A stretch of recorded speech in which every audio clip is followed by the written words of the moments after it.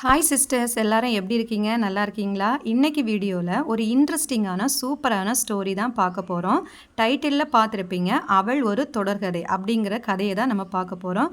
கதை கண்டிப்பாக எல்லா பெண்களுக்கும் பிடிச்ச மாதிரி இருக்கும். ஸோ வீடியோ ஃபுல்லாக பாருங்கள். பார்த்துக்கிட்டு நான் வீடியோவில் சொல்லியிருக்க கதை உண்மையா இல்லையா அப்படின்னு கண்டிப்பாக கமெண்ட் செக்ஷனில் உங்களோட கருத்துக்களை சொல்லுங்கள். எதுக்குமே சலிப்பு தட்டாமல், உச்சி கொட்டாமல், முடியாதுன்னு சொல்லாமல் ஒரு மிஷின் இருந்துச்சான்.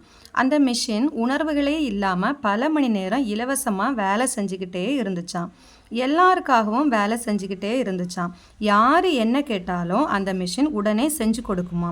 மிஷின் தன்னைத்தானே காலையிலே ஆன் பண்ணிக்கிட்டு நைட்டு எத்தனை மணி வரை வேலை பார்க்கணுன்னு தெரியாமலே ஓடிக்கிட்டே இருக்குமா. அந்த மிஷினுக்கு என்ன வேணும்னு யார் கேட்டாலும் ஓய்வில்லாமல் உழைச்சிக்கிட்டே இருக்குமா அந்த மிஷின். அடடே, இந்த மிஷின் ஃப்ரீயாக எல்லா வேலையும் செய்யுதேன்னு நினச்சி எல்லா மனிதர்களும் சந்தோஷப்பட்டாங்களாம். இப்படி தூக்கம், பசி, சந்தோஷம், உறக்கமே இல்லாமல் உழைச்சிக்கிட்டே இருந்த அந்த மிஷினுக்கு இந்த சமுதாயத்தில் இருந்த எல்லா மனிதர்களும் சேர்ந்து கண்டிப்பாக ஒரு பெயர் வைக்கணும்னு ஆசைப்பட்டாங்களாம். அவங்க ஆசைப்பட்ட மாதிரி அந்த மிஷினுக்கு ஒரு பெயர் கூட வச்சாங்களாம். அந்த பெயர் என்ன அப்படின்னு பார்த்தீங்கன்னா பெண். நல்லா இருக்கு இல்லையா? உடனே ஒரு கேள்வி எல்லாருக்கும் தோணலாம். அப்போது ஆண்கள் பணம் சம்பாதிக்கலையா, ஆண்கள் கஷ்டப்படலையா, வேலை செய்யலையா அப்படின்னு தோணும். கண்டிப்பாக ஒரு ஆண்மகன் அப்படின்னாலே சம்பாத்தியம் மட்டும்தான் இல்லையா? அது நம்ம மறுக்க முடியாது. ஆனால் காலையில் எழும்பின உடனே ஃப்ரெஷ் ஆகிட்டு வேலைக்கு போகணும். வேலை முடிஞ்சு வந்த உடனே மறுபடியும் ஃப்ரெஷ் ஆகிட்டு ரெஸ்ட் எடுக்கணும். வேற என்ன வேலை இருக்குது சொல்லுங்கள் அவங்களுக்கு? அதுவும் ஒரு 60லேருந்து ஒரு 65 வயசுக்கு அப்புறம் பார்த்தீங்கன்னா அந்த வேலைக்கும் ரெஸ்ட்டு தான். ஆனால் பெண் என்பவள் தன் தாய் வீட்டில் எப்படி இருக்காங்களோ தெரியாது. சில பெண்களை பார்த்தீங்கன்னா அம்மா வீட்டில் செல்லமாக வளர்ந்துருப்பாங்க. சில பெண்கள் குழந்தையாவே வளர்ந்துருப்பாங்க. ஆனால் கல்யாணமாகி ஹஸ்பண்ட் வீட்டுக்கு வந்ததுக்கு அப்புறம் பார்த்தீங்கன்னா உண்மையிலே ஒரு பெண்ணுடைய நிலைமை நல்லா இருக்கான்னு கேட்டால் இல்லை, ரொம்ப மோசம்னு தான் சொல்லலாம். ஏன்னு கேட்டிங்கன்னா பெண்கள் பசித்தாலும் சமைக்கணும், பசி இல்லைனாலும் சமைக்கணும், உடம்பு நல்லா இருந்தாலும் சமைக்கணும், உடம்பு நல்லா இல்லைனாலும் சமைக்கணும், விருந்துக்கு போனாலும் கெஸ்ட் வீட்லேயும் பெண்கள் தான் சமைக்கணும், வீட்டில் இருந்தாலும் சமைக்கணும், லீவுனாலும் சமைக்கணும். இதே வேலைக்கு போகிற பெண்களாக இருந்தால் சண்டேனாலும் அவங்க தான் சமைக்கணும், பண்டிகைனாலும் சமைக்கணும், பண்டிகை இல்லைனாலும் சமைக்கணும். உலகம் எப்படி இருந்தாலும் பெண்கள் தான் சமைக்கணும், எப்படி போனாலும் பெண்கள் தான் சமைக்கணும். வெயில் அடித்தாலும் பெண்கள் சமைக்கணும், மழை பெஞ்சாலும் பெண்கள் சமைக்கணும், புயல் அடித்தாலும் பெண்கள் தான் சமைக்கணும். இதில் ஹைலைட்டே என்னன்னு பார்த்தீங்கன்னா அதுவும் எல்லாருக்கும் பிடிச்ச மாதிரி டேஸ்ட்டாக சமைக்கணும். உண்மைதானே? இப்போ சொல்லுங்கள் சிஸ்டர்ஸ், கண்டிப்பாக பெண்ணுடைய வாழ்க்கை ஒரு தொடர்கதையாக தானே இருக்குது. இப்படி இருக்கக்கூடிய அந்த பெண்ணின் வாழ்க்கையில் ஒரு பெண்ணும் இன்னொரு பெண்ணும் கண்டிப்பாக ஒருத்தருக்கு ஒருத்தர் நல்லபடியாக விட்டு கொடுத்து போய் பெண்ணும் நல்ல ரிலேஷன்ஷிப்பில் தானே இருக்கணும். ஏன் ஒரு பெண்ணோட மனசு ஒரு பெண்ணுக்கு தான் தெரியும்னு சொல்லுவாங்க இல்லையா? அப்படின்னா இந்த மாமியார் மருமகள் சண்டை மட்டும் ஏன் ஒரு தொடர்கதையாகவே இருக்குது? ரெண்டு பேருமே பெண்கள் தான், அப்படி தானே? அப்படி இருக்கும்போது ஏன் இந்த உறவு மட்டும் காலங்காலமாக ஒரு எண்டு காடே இல்லாமல் போய்கிட்டே இருக்குது? கண்டிப்பாக நம்ம அனலைஸ் பண்ணி ஆகணும் இல்லையா? இந்த மாமியார் அப்படிங்கிறவங்க சின்ன குழந்தையா இருந்து வளர்ந்து திருமணமாகி ஒரு வீட்டுக்கு ஒரு நாள் மருமகளாக தான் வந்திருப்பாங்க. மருமகளாக குழந்தைங்களெல்லாம் வளர்த்து எல்லா பொறுப்புகளையும் கரெக்டாக செஞ்சு இன்னைக்கு ஒரு மாமியாராக மாறி இருப்பாங்க. இப்போ புதுசாக அதே வீட்டுக்கு ஒரு மருமகள் வந்திருக்காங்க. அப்போது இந்த மாமியாருக்கு மருமகள் கஷ்டம் அப்படின்னா எல்லாமே அந்த மாமியாருக்கு தெரிஞ்சிருக்கணும் இல்லையா?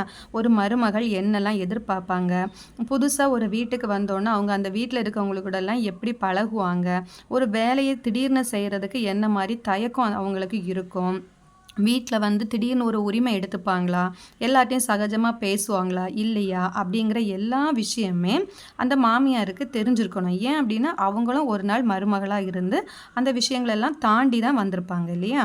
அப்போது அந்த ரிலேஷன்ஷிப்பு நல்லா இல்லாமல் ஏன் சண்டைகள் வருது?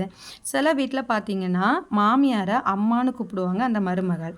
அந்த மருமகளை அந்த மாமியார் மகள் அப்படின்னு சொல்லுவாங்க. சில மாமியார் எனக்கு இந்த மருமகள் மகள் மாதிரி அப்படின்னு சொல்லுவாங்க. அதே மருமகள் மாமியாரை பார்த்து சொல்லுவாங்க, எனக்கு இவங்க இன்னொரு அம்மா மாதிரி நடந்துக்கிறாங்க அப்படின்னு சொல்லுவாங்க. இந்த மருமகளும் மாமியாரும் ஓவராக உரிமை எடுத்துப்பாங்க. அதுவே ரொம்ப நாள் கண்டினியூஸாக இருக்குமா அப்படின்னு கேட்டால் இல்லைன்னு தான் சொல்லலாம். இது ஒரு தொடர்கதை தான், அது எல்லாருக்குமே தெரியும். இப்போ ஒரு பெண் அம்மா வீட்டில் அம்மா ஒரு வேலை செய்ய சொல்லும்போது செய்ய மாட்டேன்னு சொல்லுவாங்க. அம்மா திட்டுவாங்க, அதை ஏற்றுப்போம். அம்மா சொல்லுவாங்க, இது தெரியல, அது தெரியல, எல்லாத்துக்கும் திட்டுவாங்க. எந்த வேலையுமே கிளியரா செய்ய மாட்டேங்க, லேட்டா தூங்கி முழிக்கிற, ஒரு சமையல் சொன்னா செய்ய தெரிய மாட்டேங்குது, ஒரு வீட்டு வேலைய சரியா செய்ய மாட்டேங்க அப்படின்னு அம்மா வந்து கண்டிப்பா எல்லா பெண்களும் அம்மா கிட்ட திட்டு வாங்காதவங்களே இருக்க மாட்டாங்க. ஆனா அத வந்து ஃப்ரீயா எடுத்துப்போம். அம்மா இப்ப திட்டினாங்க அப்படின்னா, ஒரு 1 ஹவர், 2 ஹவர்ஸ் அம்மாகிட்ட பேசாம இருந்தா கூட, நெக்ஸ்ட் டைம் போய் அம்மாட்ட, "அம்மா சாரிம்மா" அப்படின்னு சொல்லிட்டு நம்ம பேசிப்போம் இல்லையா? அதே மனசு வந்து அந்த மகளுக்கு வந்து மருமகளா மாறின பிறகு அந்த மாமியார் கிட்ட வருதா அப்படின்னு கேட்டா இல்லைன்னு தான் சொல்லலாம். இதுதான் கண்டிப்பா அந்த மாமியாருக்கும் மருமகளுக்கும் உள்ள டிஃப்ரென்ஸ். ஒரு மாமியாருக்கு நான் என்ன சொன்னாலும் என் மக தாங்கிப்பா, என்கிட்ட நெக்ஸ்ட் டைம் வந்து பேசிப்பா, ஆனா மருமகளை பாரு மூஞ்ச தூக்கி வச்சுட்டு உட்காந்துருக்கிறா, என்கிட்ட பேச மாட்டேங்கிறா அப்படின்னு கம்ப்ளைண்ட் சொல்லுவாங்க. அதே தான் அந்த மருமகளை பார்த்தீங்கன்னா, எங்க அம்மா என்ன சொன்னாலும் என்னை ஏத்துப்பாங்க, எங்க அம்மா ஒரு வாட்டி திட்டிட்டு அடுத்த வாட்டி நான் தானே அப்படின்னு சொல்லி அதை மன்னிச்சு விட்டுருவாங்க. ஆனா இந்த மாமியாருக்கு அந்த மன்னிச்சு விடக்கூடிய குணம் வரமாட்டேங்குது.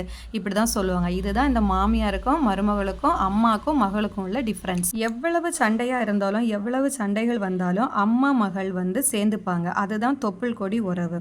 ஆனா சின்னதா ஒரு சண்டை வந்தாலும் மாமியாரும் மருமகளும் மீண்டும் சேர்ந்தா அதே பாசமும் நேசத்துடன் கண்டிப்பா பழகுவாங்களா அப்படின்னு கேட்டா கண்டிப்பா கிடையாதுன்னு தான் சொல்லலாம். இப்போ சொல்லுங்க சிஸ்டர்ஸ், கண்டிப்பா அந்த பெண்ணுடைய வாழ்க்கை ஒரு தொடர்கதையா தானே இருக்கு.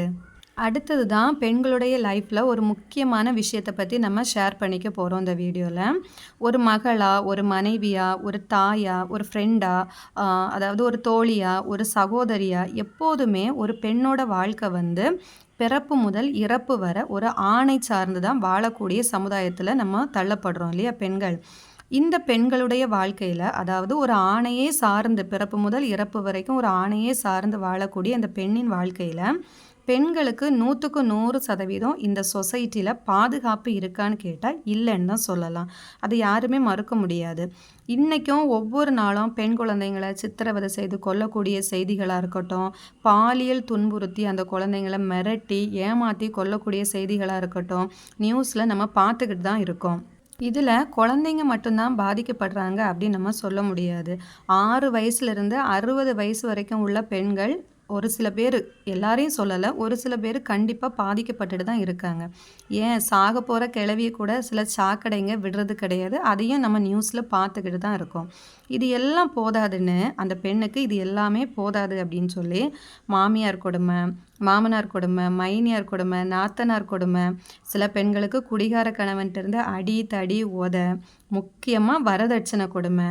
இந்த வரதட்சணை கொடுமையினால் பெண்கள் தற்கொலை பண்ணிக்கிறத நம்ம நியூஸில் பார்த்துட்டு தான் இருக்கோம். அடிக்கடி வரதட்சணை கொடுமை வந்து இந்த சொசைட்டியில் நடந்துட்டு தான் இருக்குது. படிப்பறிவில் மக்கள் முன்னேறி போயிட்டே இருக்காங்கன்னு சொல்கிறாங்க. படிப்பறிவில் எஜுகேஷன் லெவலில் நம்ம வந்து நல்ல சதவீதத்தை அடைஞ்சிட்டு வர்றோம்னு சொல்கிறாங்க. ஆனாலும் அந்த பெண்களுக்கு நடக்கக்கூடிய கொடுமைகளும் அதிகரிச்சுட்டே தான் இருக்குது. இப்போ நடக்கிற விஷயங்கள் எல்லாமே உடனே நம்மளுக்கு வந்து நியூஸில் தெரியுது. அப்போ அந்த காலத்தில் எந்த கொடுமையும் எந்த பெண்களுக்கும் நடக்கலையா அப்படின்னு கேட்டால் கண்டிப்பாக நடந்திருக்கும். அப்போவும் பெண்களுக்கு இதே கொடுமைகள் நடந்திருக்கு. ஆனால் வெளியில் தெரியலை, அவ்வளவுதான். ஸோ இப்போ சொல்லுங்கள் சிஸ்டர்ஸ், பெண்களின் வாழ்க்கை அந்த காலத்துலேயும் சரி இந்த காலத்துலேயும் சரி தொடர்ச்சியாக தான் போயிட்டுருக்கு. அவள் ஒரு தொடர்கதை தான் இல்லையா? என்னோட மனசில் தோணுன விஷயங்களை உங்கள் கூட ஒரு சிஸ்டராக இந்த வீடியோ மூலமாக ஷேர் பண்ணிக்கிட்டேன். இந்த வீடியோ பிடிச்சிருந்தா லைக் பண்ணுங்கள், உங்களோட ஃப்ரெண்ட்ஸ் அண்ட் ஃபேமிலிக்கு ஷேர் பண்ணுங்கள். நான் உங்ககிட்ட ஷேர் பண்ணிக்கிட்ட விஷயங்கள் எல்லாமே உண்மை அப்படின்னு உங்கள் மனசுக்கு தோணுச்சு அப்படின்னா மறக்காமல் கமெண்ட் செக்ஷனில் உண்மை சகோதரி அப்படின்னு சொல்லி கமெண்ட் பண்ணுங்கள். இன்னொரு வீடியோவில் நம்ம மீட் பண்ணலாம். அது வரைக்கும் தேங்க்ஸ் ஃபார் வாட்சிங் my video and supporting me. Thank you.